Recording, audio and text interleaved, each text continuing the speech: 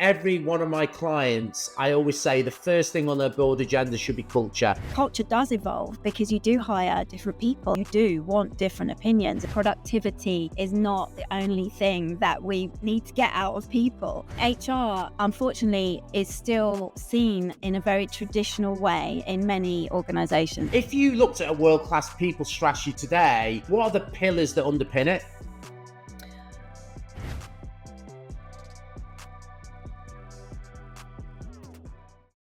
Welcome to The Life of a Business Leader. I'm delighted to be joined today by Abigail Willmore. Abigail, thank you so much for coming on. I am so excited and looking forward to this session. Thank you. I'm excited as well. Excited to be here. So we have got a really disruptive title for today, High Stakes Growth, the brutal truth about people strategy that no one tells you.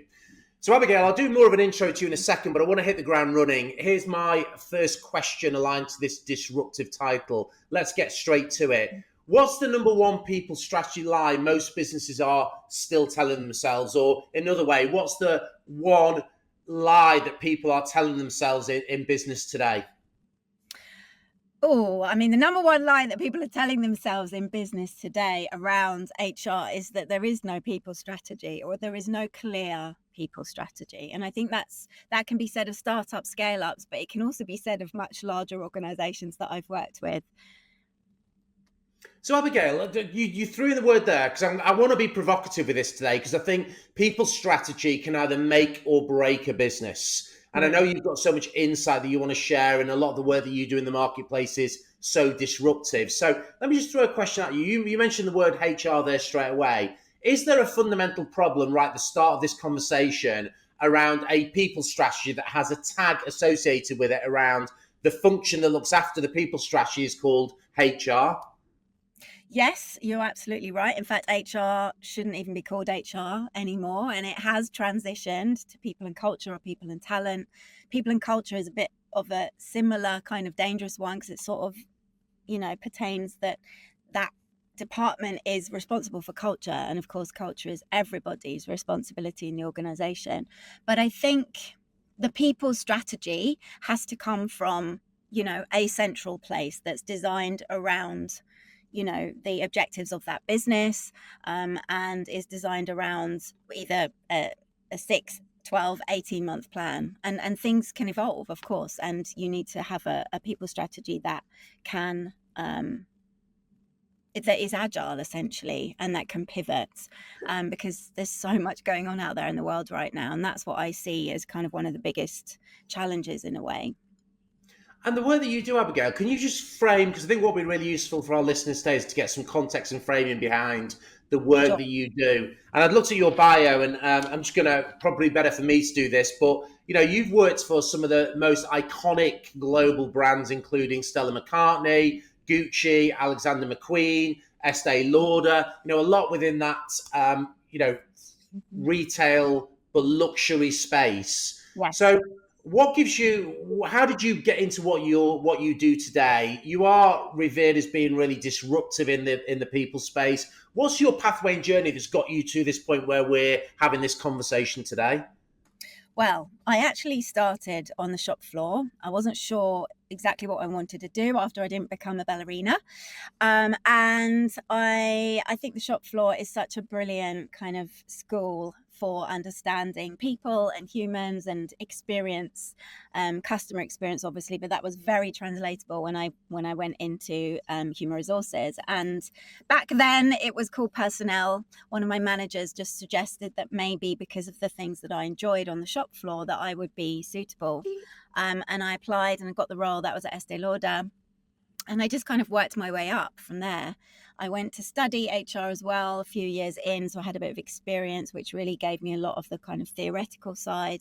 And then I continued my career in HR, always with this feeling that, is this the only way that we can do things? Like it was so administrative and so kind of service driven, which of course there is always an element of providing a service that leads to a great experience for people.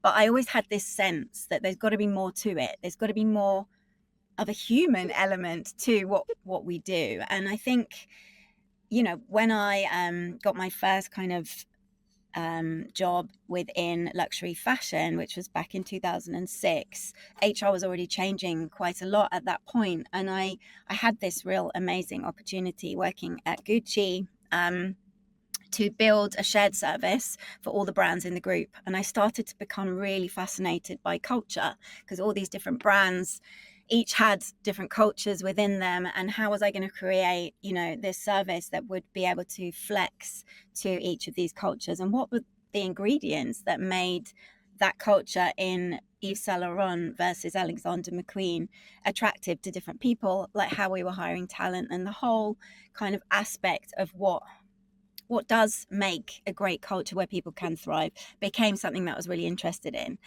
And my career just grew from 2006, supporting all the brands in the group. Stella McCartney and Alexander McQueen were the two British brands with CEOs and headquarters based in London. So my role became more supportive towards those organizations and more strategic, really, because I was able to kind of get beneath the surface. It wasn't just a shared service anymore.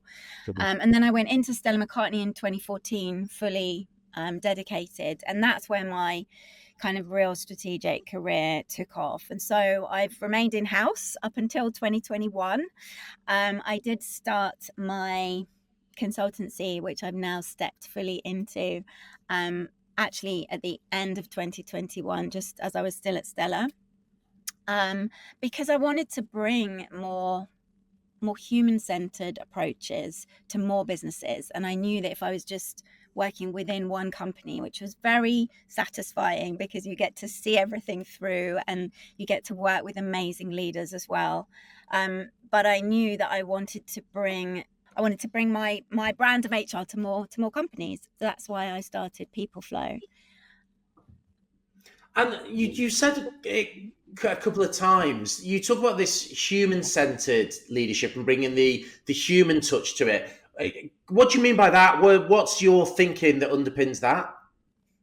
I think ultimately it comes down to integrity. So a company that really truly understands what its purpose is, and then lives that out through its leaders, through its leadership culture, the behaviors that are valued and truly recognized within that organization. And there's not a misalignment, which happens so much in organizations. We say we've got these 4 values on the wall, but actually the reality is if someone behaves like with bad behavior, we're still going to reward them and they're still going to stay in the company. So I think human-centered approach is also about designing policies and ways of working, putting the human at the center, essentially. And often that's designing it with people, asking people what they want.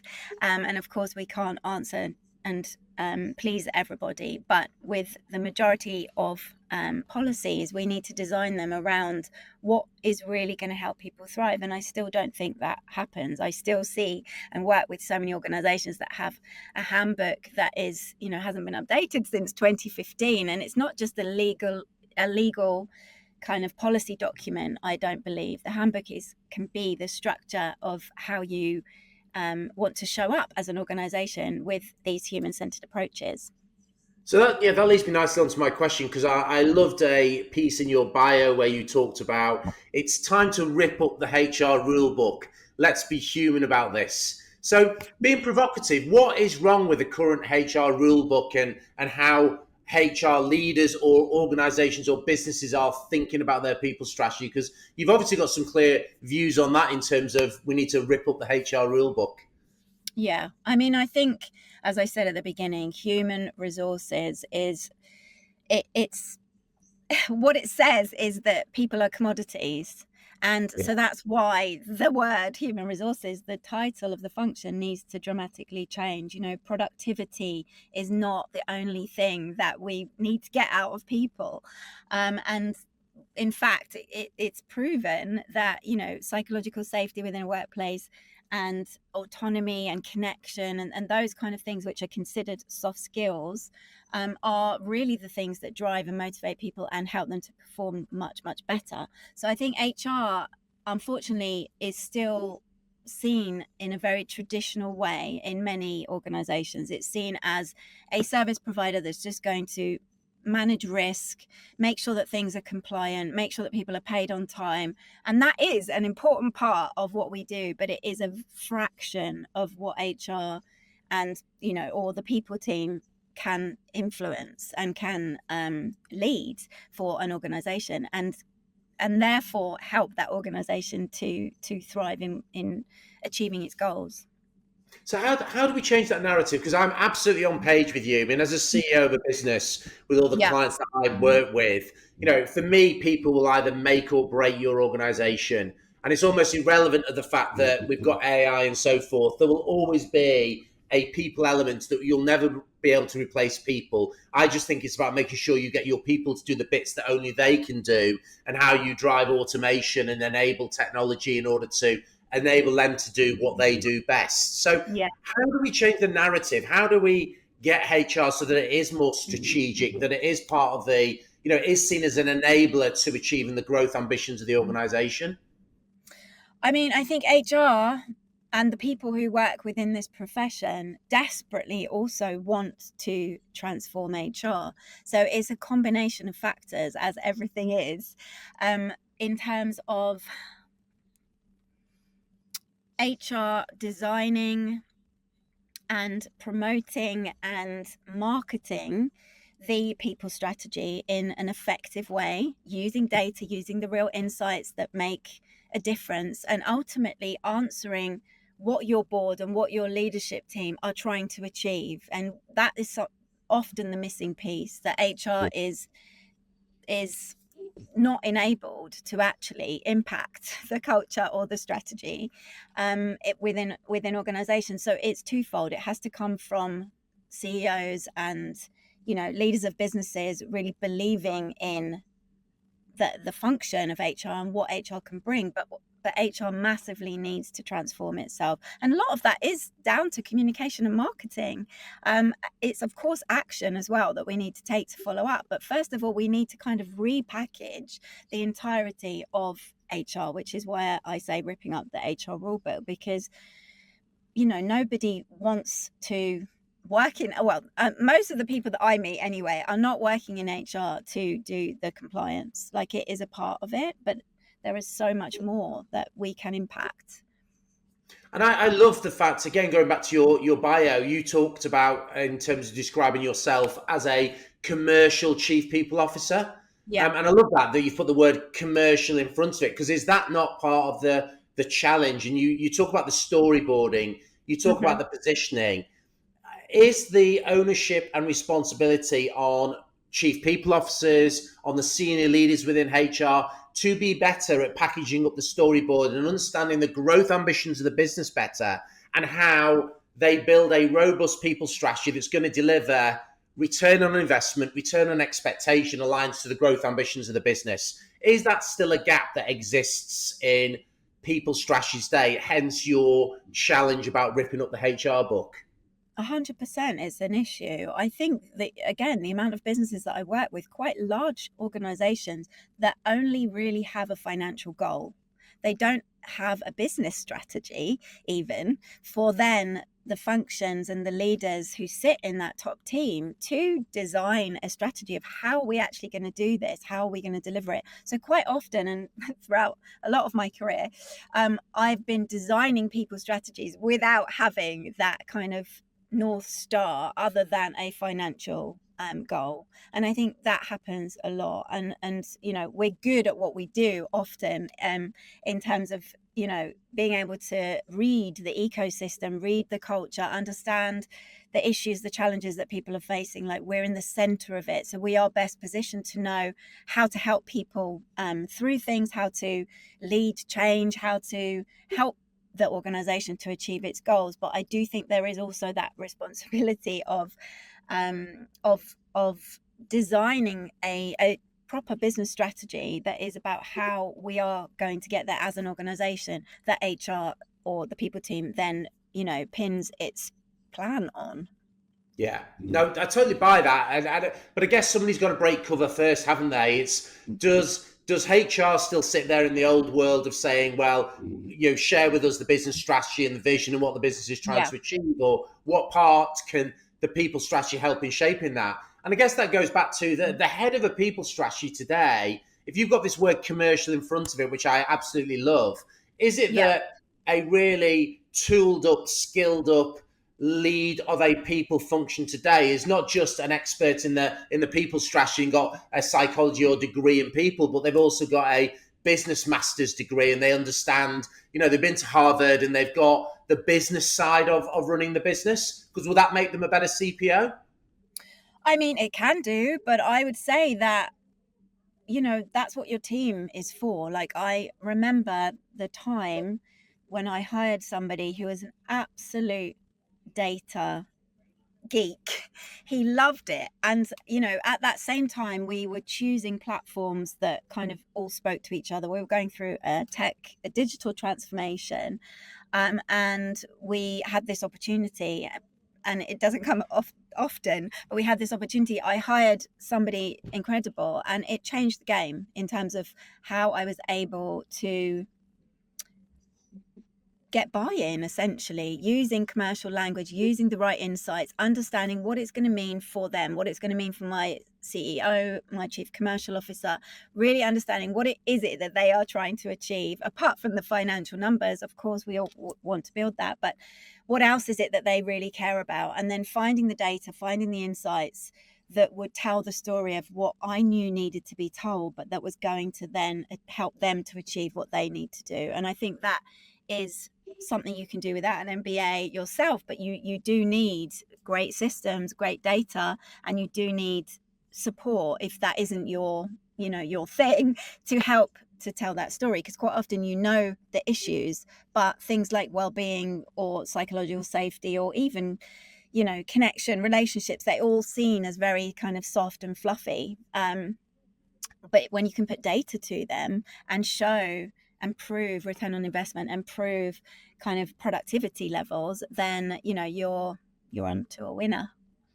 Love it, love it. So one of my passions on the life of business leaders to make this really pragmatic and practical. So we might have two people listening to our conversation now. One might be a people specialist who's thinking about, how do I package my value proposition better to sell it into the business? Or the other might be the business leaders who maybe they're looking at this through the lens of, what questions should they be asking the head of people function, whether that's an internal person or whether that's an outsourced partner, in order to make sure that their people strategy is really aligned. So if we can build a little toolkit there, because you said a couple of things. So if we had a little checklist, so one might be, which I thought was really interesting, the language. People function has got to talk to the business in language that is the commercial language, not in terms of people language that the CEO, the CFO, the COO might not understand. Is that a good first thing to have on our checklist? Yeah, that's definitely a good first thing. And to build upon that, it is about looking through the lens of a marketer, essentially using a marketing lens to apply to everything that we do and talk about, making the connections between the groups of people that we're speaking to, or the one individual that we're speaking to that we're trying to win over and trying to communicate with, using a marketing lens when we're doing that. And that is from aesthetically, that is from the data that we're using and the language that we're choosing. Love it. So one, make sure that you are really thinking about your stakeholders and how you communicate in a language that's going to excite and motivate them, not necessarily yours. Number two, I think great leaders are great storytellers. So, the point that Abigail's making is, how do you package your narrative and storyboarding to make it appeal, but quickly to press the hot buttons of the stakeholders that you're engaging with? And there's a third one that you talked about, Abigail, that was the importance of data. You've mentioned that a couple of times. Data gets cut through, doesn't it? So what will be some of the key metrics from a data perspective that you think, if you are aligning it back to the business, what will be some of the key headline metrics that you want to be anchoring it to? It really depends on what the challenges are that you're trying to solve. But often it's engagement levels. So you're definitely going to want to look at your survey data. You're definitely going to want to look at your talent metrics, your time to hire. These are always the things that are challenges, let's say, from business leaders. It's taking too long to hire, and we don't want to spend, money on agencies. What can we change about how we're, what our employer brand is, all the way through to when we've actually hired that person? How can we look at the metrics across that experience and improve it? It's those kinds of things that we need to pull stats and data from. And productivity you mentioned in there as well, Abigail. That's important, isn't it? How's the people strategy going to help to drive the productivity levels and therefore the subsequent profitability and so forth? Yeah, I mean, I think with things like that, I look outside the organization and I'm looking at, research, and I'm looking at data. There is so much out there now that helps us to prove or evidence, productivity versus psychological safety or, autonomy. I see a lot in startups and scale ups. Autonomy is a real issue because often there's bottlenecks, and the founder, the very senior leaders who were brought on at the beginning find it difficult to let go of decision making, and so autonomy can be a real blocker.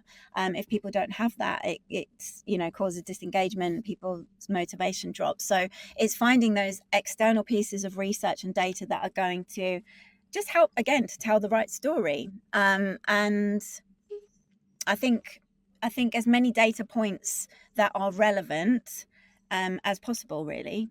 Again, dependent on the audience that you're presenting it to.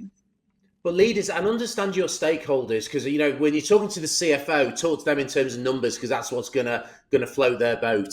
When you're talking to the CTO, the Chief Technology Officer, how does tech enable productivity, and how can that help to make people more efficient from a productivity perspective? So it is about tailoring the storyboarding, the narrative to those different stakeholder groups. Absolutely. Abigail, another question for you. Where does the boundaries of a sound people strategy, where do they kind of start and stop? So yes, there's the business as usual stuff, as I call it, around the payroll, the policies, the procedures. But you mentioned earlier about culture and where culture sits and whether the people function is called people and culture. Internal comms is always something that I think is an interesting dichotomy. If you looked at a world-class people strategy together today, what do you think of what are the pillars that underpin it? I think there needs to be a real connection between the business goals and, of course, the people strategy. So long as people can see how their role contributes to the bigger mission, and that can some way be mapped in the initiatives or the products that you develop.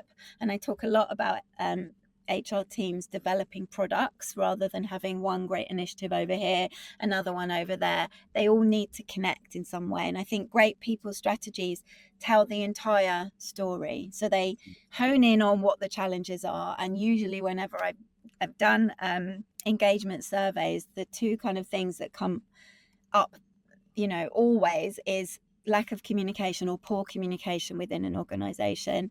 People not knowing what the other teams are working on. That always comes up regardless of how many different channels you have to communicate through, and then not understanding what the strategy of the company is. They're the two kind of things that just always come up within an engagement survey. So I think you do have to answer those things, and you pointed out before, internal communication is a huge one, and I think needs to be a collaborative kind of mission between the comms team and the people team very often. But yeah, I don't know if that answers your question. Yeah, no, it does. And I just want to go deeper on this term culture, because you made a comment right at the start of this interview about everybody owns culture. For me, if I look back over 2 decades of doing what I've done, not only in the businesses that I've worked with, but when I read the success stories of Reid Hoffman, who was founder of LinkedIn, or Howard Schultz, who was the founder of Starbucks, or Reed Hastings, who was the founder of Netflix. And of course, Netflix Culture Deck is revered as being out there as one of the transformative tools of how to inform culture. one of the things I've always found fascinating is all those leaders have always said, I wish in the early stages of my business's growth journey, we'd spent more time focused on culture. So whilst culture might be owned by the whole business, there's got to be somebody who is championing culture and making sure that it's up there on the agenda and it never loses sight or falls down the list. Is that the role of people function? And what part can people function play in facilitating the journey to make sure the culture is clearly defined in an organization? Absolutely. I think it's the people team's responsibility to be the architects of culture, I like to call it, and put framework around it and keep on raising it and keep on kind of shining light and providing solutions when there is a a misalignment in the culture, because we are privileged to be in the center of the ecosystem of the organization, which is a view that not even the CEO gets. It's unique, and so we are therefore responsible and accountable for raising up when things need to be looked at within culture and keeping on putting it on the agenda.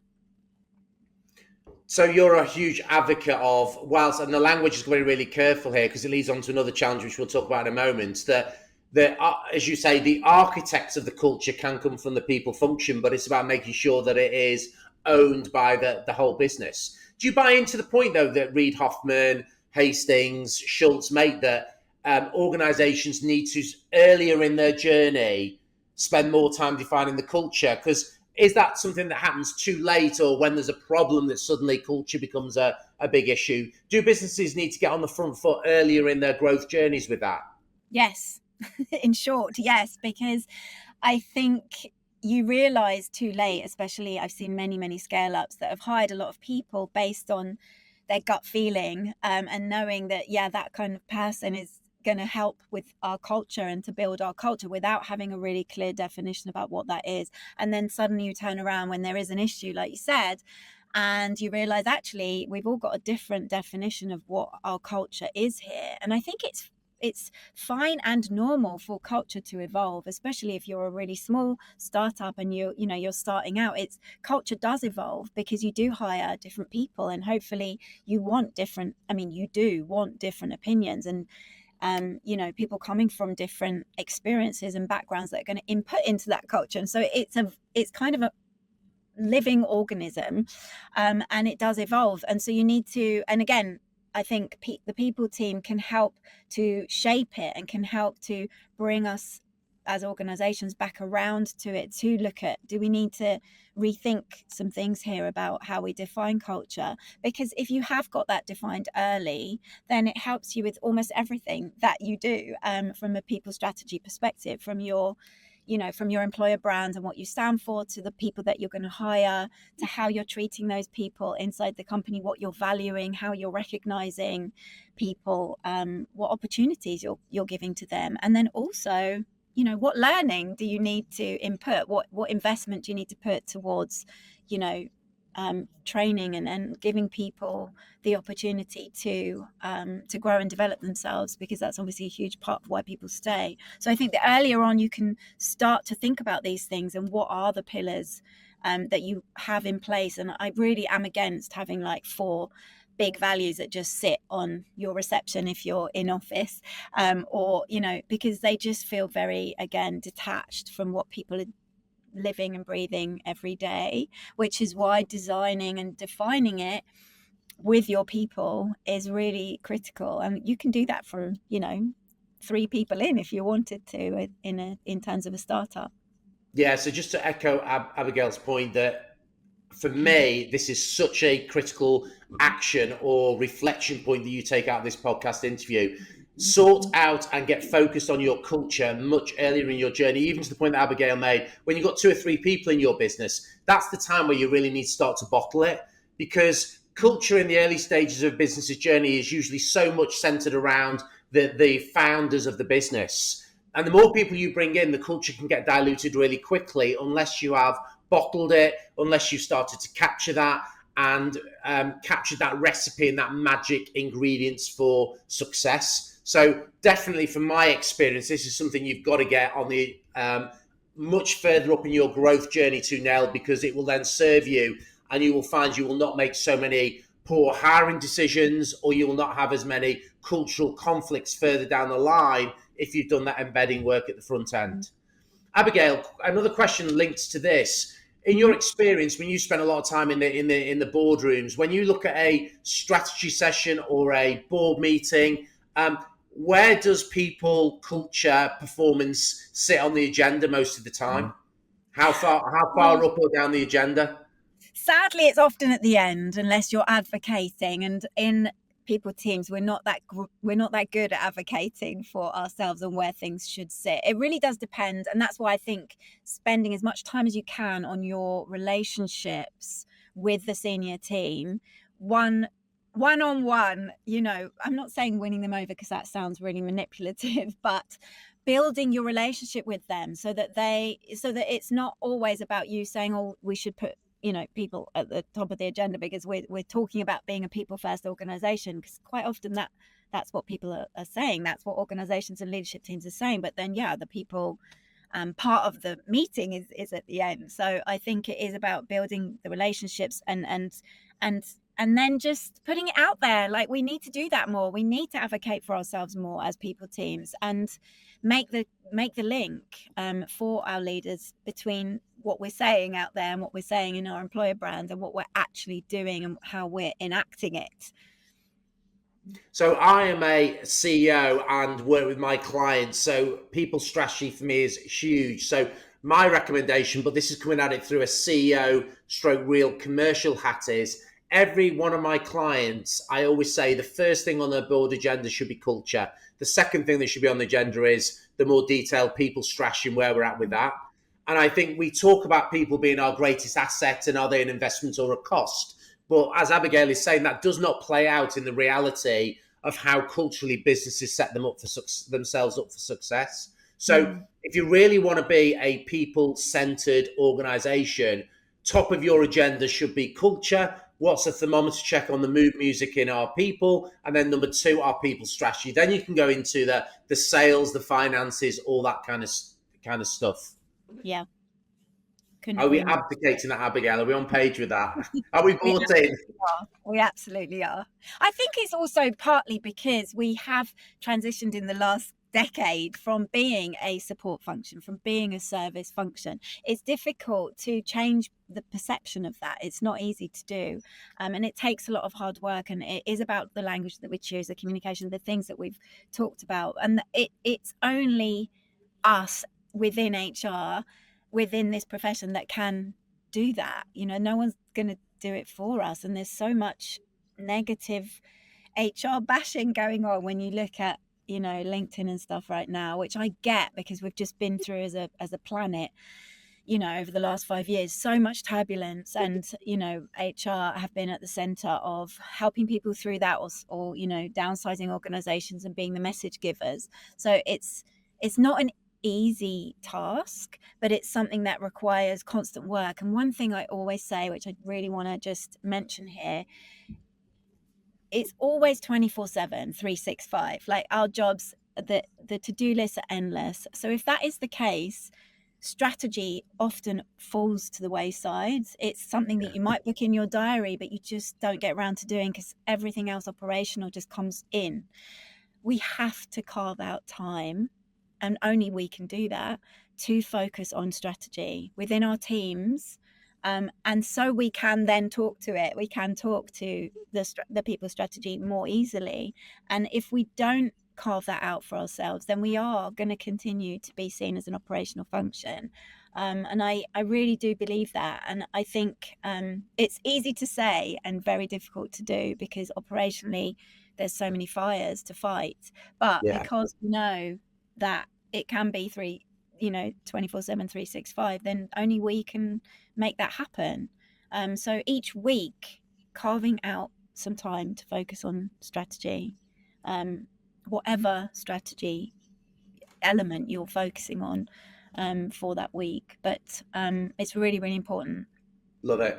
It's a really, really great point. You've got to get to the balcony, and if you don't block out the time in your diary, it won't happen, will it? Because you'll just get No. consumed on the dance floor of your business. So, for me, the key with that is whether it's Friday, whatever day of the week it is, either blocking out the day or blocking out an afternoon where you go. That is absolutely sacrosanct.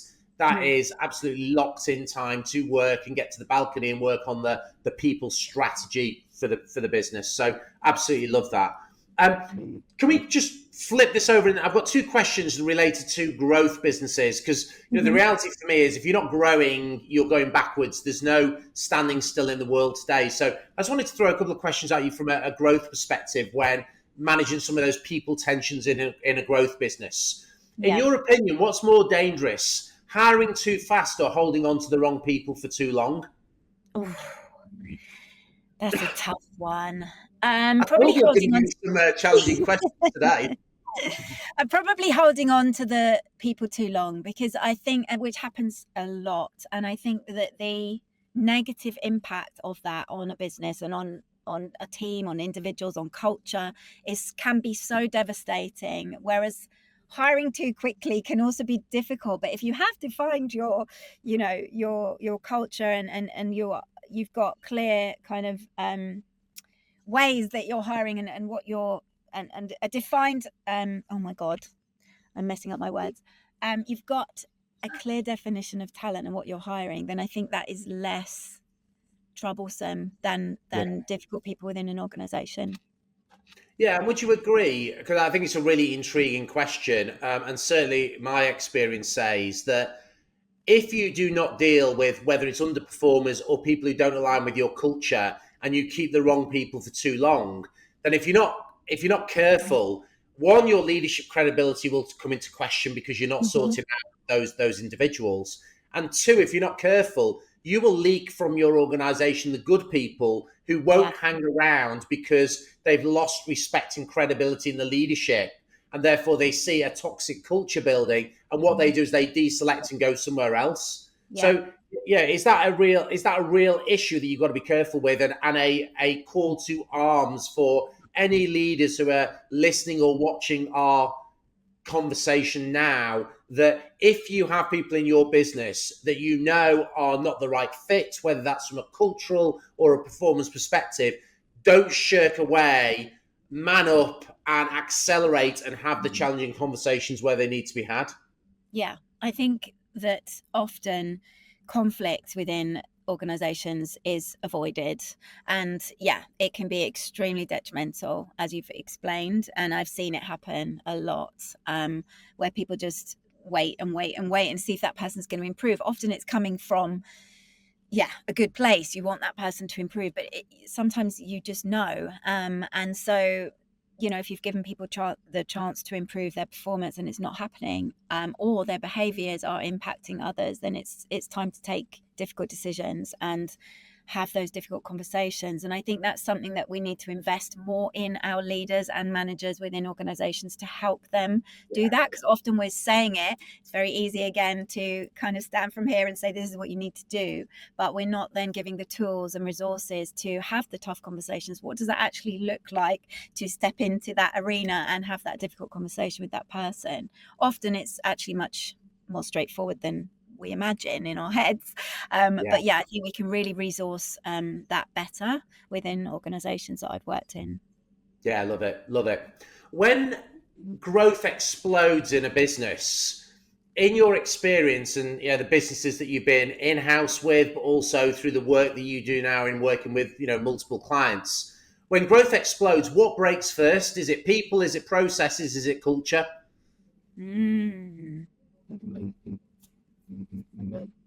I think it's probably process, which then leads to people. I mean, often we're all complaining about too many tech tools now and just too much admin and the things that we need to do. So I often see that we fall to those processes that break, and that causes a strain on people.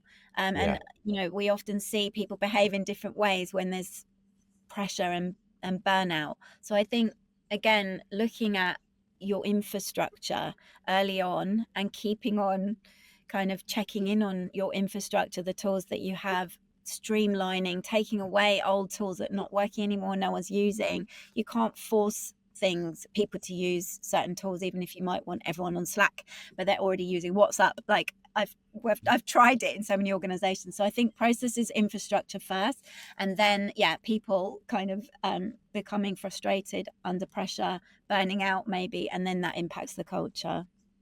Love it. That's exactly the sequence and ordering that I would have come at it from. So it's just intriguing getting your take on this through the lens of being the people specialist that you are. And I think you're absolutely spot on. Process, people, culture, but it goes back to the point that we talked about earlier as well, doesn't it? That if you have defined your culture early on and you're really clear about what the culture is, that will serve you when the pressure's on. If you've got a really defined culture, that can be the glue that helps your people to have the resilience to be able to get through tough times. So it probably reinforces the importance of really shaping and defining that culture more than ever. Yeah, I agree with that. I also think that, again, coming back to the strategy, if everyone is inputting into a clear strategy, and the more simplified we can make it for ourselves, but also our teams, like leaders need to be able to kind of synthesize all of the chaos that might be happening at the top of an organization or even outwardly in the world, synthesize it down. Then that can also have a big impact, I think, on people and culture. So but definitely systems and infrastructure. Love it. I have one final question for you that I just thought would be the glue that pulls everything together, because this has been a great conversation. I know our listeners will have got, even if it's one golden nugget out of this conversation. If I was to ask you to summarize, if you had to strip the people strategy down to 3 absolute non-negotiables for growth, what would be those top 3 things that you would say are absolutely critical?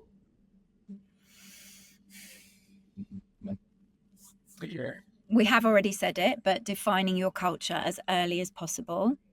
Yeah. Defining your talent strategy. So what does talent look like for you? What does good look like for you? What is high performance? Having that clearly defined so that you're able to hire those people on it. Yeah. And probably infrastructure, to be honest. And I know, again, we've mentioned that, but they're probably the 3 key elements in order to scale quickly that you have to have ready to go as early as possible. I think it makes things less complicated if you've got those very clearly defined, because it acts as a North Star. If other ideas start coming in and your focus is distracted, you can come back to it and be like, is this actually going to help us to drive this forward, and does it align with what we already defined or not? And I think that can help to guide when things are really moving at a fast pace and things are changing all the time, to have that clear kind of strategic pathway that you have to come back to all the time is really, really helpful. Love it. So culture, get your end-to-end talent strategy right, and make sure that you've got the right infrastructure that will give you the platform to then be able to deliver accelerated, sustained and profitable growth. Yes. Abigail, if people want to get hold of you and understand more about what you do, where can they make contact with you?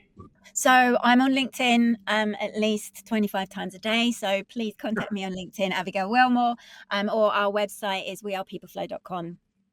Brilliant. I've really enjoyed our conversation. I'm sure we could have talked for another hour. We've been going now 45 minutes.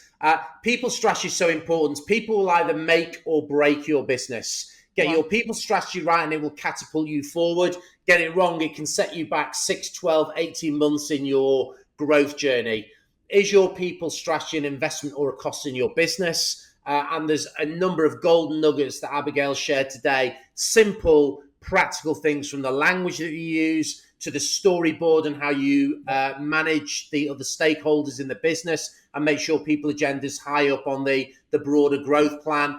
Some real practical golden nuggets. So you might want to go through this podcast a couple of times, but most importantly, draw out the 1, 2 or 3 key actions that you can go away, implement in your business to make sure your people strategy is an enabler for your success, that gives you the platform for growth, that will allow you to grow and scale your business and build a business that you can be really proud of. So Abigail, thank you so much for coming on today. If you like what you've heard today, make sure you share it with other people. And from me, your host, until next time, the life of a business leader, goodbye for now.